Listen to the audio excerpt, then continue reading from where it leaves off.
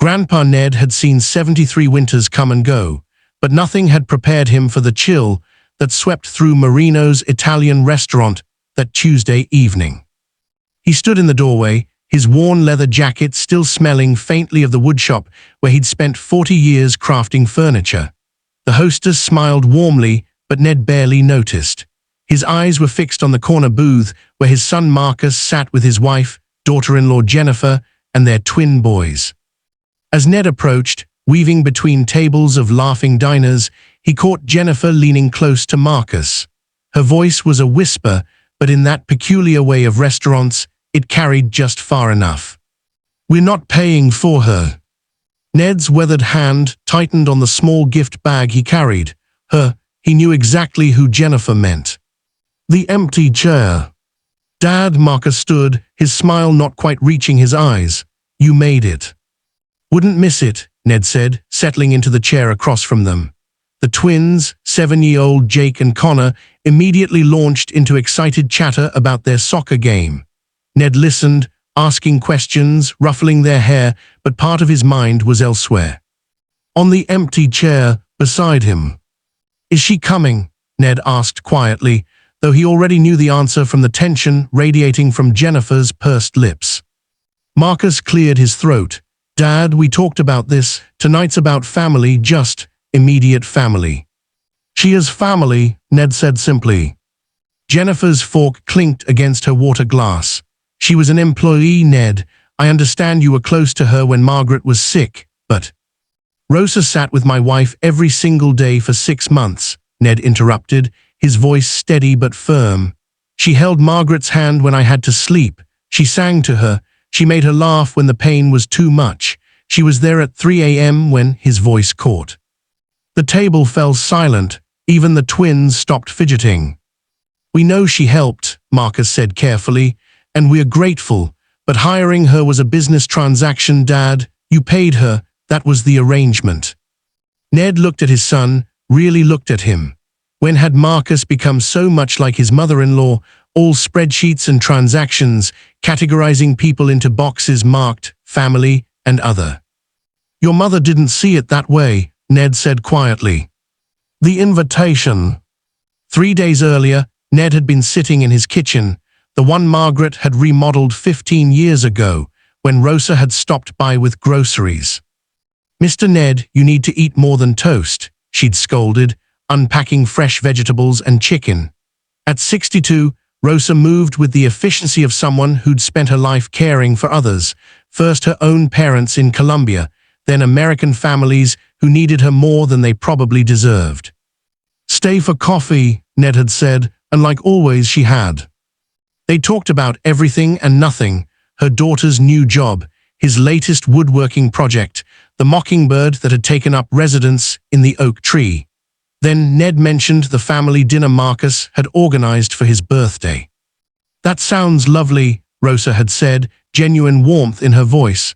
"Your grandsons will be so excited." "You should come," Ned had said suddenly. "Margaret would have wanted you there." Rosa's smile had faltered. "Oh, Mr. Ned, that's very kind, but it's a family dinner." "You are family, Rosa." He'd seen the tears well up in her eyes before she'd turned away, busying herself with dishes. "Your son and his wife, they might not." "I'm inviting you," Ned had said firmly. "Please come, 7 p.m. at Marino's, Tuesday." She'd hesitated, then nodded. "If you're sure." "I'm sure." But now, sitting in the restaurant, Ned wondered if he'd made a terrible mistake, not in inviting Rosa, but in thinking his son would understand. The menu arrives. The waiter appeared, distributing menus with a flourish. Ned opened his but couldn't focus on the words. He checked his watch. 7:15. Rosa was late, which wasn't like her. Maybe she'd reconsidered. Maybe she'd sensed she wouldn't be welcome. The thought made his chest tight. "I'll have the veal," Jennifer announced, snapping her menu shut. "Boys, you're sharing the lasagna, Marcus." As his family ordered, Ned's mind drifted back to those final months with Margaret. The hospice nurse had been professional but distant. It was Rosa who'd noticed Margaret loved jazz, who'd brought her old records to play. Rosa who'd braided Margaret's thinning hair because Every woman deserves to feel beautiful.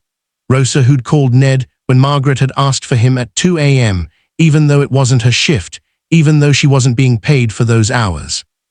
A daughter of my heart, Margaret had called her one afternoon, squeezing Rosa's hand. Take care of my stubborn husband when I'm gone. Rosa had promised she would. And she had. In the year since Margaret's death, Rosa had checked on Ned weekly, bringing food, forcing him to take walks, listening when he needed to talk about his wife. She'd never asked for money, never expected anything. She just showed up. Like family does. She arrived. At 7:22, Rosa appeared in the doorway. Ned's breath caught. She'd worn a dress, deep blue, clearly her best, and had styled her silver-streaked hair. But what struck him was her expression, nervous, hopeful, uncertain. He stood immediately, waving her over. Rosa, we saved you a seat. Jennifer's jaw tightened. Marcus looked uncomfortable. The twins, blessedly, seemed excited to see her. Rosa had always brought them cookies when she visited Ned. I'm so sorry I'm late, Rosa said, slightly breathless. The bus was delayed and I... You took the bus, Ned frowned. You should have called me, I would have picked you up. It's fine, Mr. Ned, really, she smiled at the table. Hello, Marcus, Jennifer, hi, Jake, Connor. Hi, Miss Rosa, the twins chorused. Jennifer's hello was ice cold. Rosa sat in the empty chair and Ned handed her a menu. Order whatever you want. It's my birthday dinner and I'll hear no arguments. He saw Jennifer and Marcus exchange a look. That look, the one that said they were humoring the old man. The real conversation. They ordered, Rosa chose modestly, just pasta, despite Ned's encouragement, and fell into strained conversation. The twins filled the awkward silences with stories about school and soccer and the new video game they wanted. Then Jake said, Miss Rosa, remember when you taught us how to make those paper birds? Mom, can we show you? Origami, Rosa said softly. Your grandmother loved making them. She made hundreds when... She stopped, glancing at Ned. When the chemotherapy made her hands shake, Ned finished, gave her something to focus on besides the pain. I didn't know that, Marcus said quietly. There's a lot you don't know, Ned said, not unkindly. You were busy with work, with the boys, I understood that, but Rosa was there for all of it. Jennifer set down her water glass with deliberate care. Ned, I think we need to be clear about boundaries. Rosa was hired help. It's inappropriate to... To what? Ned's voice rose slightly, drawing glances from nearby tables. To acknowledge that she gave my wife dignity in her final days, to treat her with the respect she's earned, to invite her to my own birthday dinner. Dad, Marcus interjected, we're not saying we're not grateful, but tonight is family time and she is my family. Ned's palm hit the table. More family than you've been this past year. Silence crashed over the table. Marcus looked stricken. Dad, that's not fair. Isn't it? Ned's voice broke. You visited twice since your mother's funeral, Marcus, twice in 12 months. You call on Sundays, talk for 10 minutes about work and the boys, then you're gone. Rosa has been there every week. She's heard me cry. She's held my hand when the grief was too much. She's made sure I eat, made sure I shower, made sure I remember to take my heart medication. So yes, son, she's family, more than you've been. Rosa speaks. Mr. Ned, please. Rosa's voice was gentle but firm. She touched his arm. Don't do this, not tonight. She turned to Marcus and Jennifer. I shouldn't have come. This was a mistake. I'm sorry. She started to rise, but Ned caught her hand. Don't, please. Let her go if she wants to, Jennifer said coldly. Something in Ned snapped. 73 years of being polite, of keeping peace, of avoiding conflict, all of it dissolved. No, he said, I'm tired of pretending, tired of acting like everything's fine when it's not. Margaret made me promise something before she died. He reached into his jacket pocket and pulled out an envelope. His hands shook slightly as he opened it, revealing a letter in Margaret's handwriting, shaky and difficult to read, written in her final weeks. She wrote letters to each of you, Ned said. I was supposed to give them to you after she passed, but, he looked at his son, you didn't seem ready, you were so angry she was gone, but I can't wait anymore. He handed one envelope to Marcus, one to Jennifer, and then pulled out a third. And she wrote one for you, Rosa. Rosa's eyes went wide. For me. Read them, Ned said quietly. Then we can decide who belongs at this table. Margaret's words. Marcus opened his first, hands trembling. Ned watched his son's face as he read, saw the tears form, saw the color drain from his cheeks. She says, Marcus's voice cracked. She says she's sorry she won't see the boys grow up. Sorry she won't be there for dance recitals and graduations. And she says, don't let grief make you small, my love. Don't let it make you push away the people who matter. Your father will need you. Be there for him the way Rosa has been there for me. Jennifer read hers silently, her expression shifting from irritation to shock to something that might have been shame. Rosa held her letter with trembling hands, tears streaming down her face as she read aloud in a whisper, to my Rosa, my daughter of choice, thank you for loving me when I was unlovable, for seeing me when I was invisible, for treating me with dignity when I had none left. Thank you for loving my stubborn husband. Take care of him, make him laugh, make him live, not just exist. You are not hired help. You are family, you have always been family. With all my love, Margaret. The restaurant seemed to fade away. It was just the 6 of them, 7, counting Margaret's presence, sitting with truth laid bare. I'm sorry, Marcus said finally, roughly wiping his eyes. Dad, I'm so sorry, you're right, I haven't been there. I've been so wrapped up in work, in keeping busy so I didn't have to feel, his voice broke. I miss her so much. I know, son, Ned said gently, but running from grief just makes it chase you harder. Jennifer was crying too, mascara running. I thought I was protecting Marcus from more pain, from getting too attached to reminders. But I was wrong. I'm sorry, Rosa, and Ned, I'm sorry. Rosa reached across the table and took Jennifer's hand. Grief makes us do strange things. Mrs. Margaret, she understood that. The bill arrives. They ate their meal in a different atmosphere, not comfortable yet, but honest, real. The twins asked Rosa about Colombia, about the origami, about their grandmother.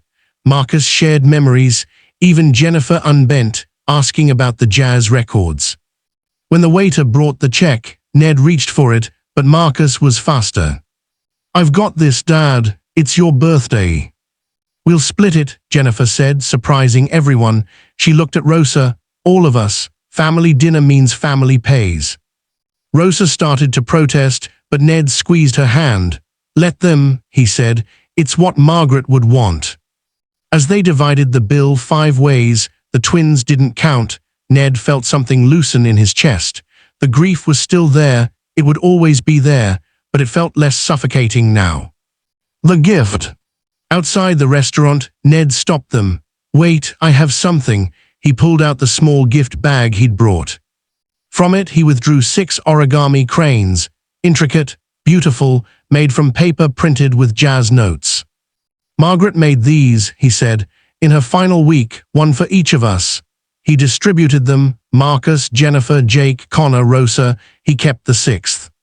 She said cranes represent hope and healing, Ned explained. She wanted us to remember that family isn't just blood. It's the people who show up, who stay, who love you even when it's hard. Rosa clutched her crane, crying openly now. She was a beautiful soul. She was, Ned agreed, and she'd be happy we're all here together. Marcus pulled Ned into a tight hug. I'll do better, Dad, I promise. Weekly dinners, and Rosa, he turned to her, you're always welcome, always. Jennifer nodded, adding quietly, Margaret was lucky to have you. We all are. The walk home. Ned insisted on driving Rosa home. As they pulled up to her small apartment building, she turned to him. Thank you, Mr. Ned, for tonight, for everything.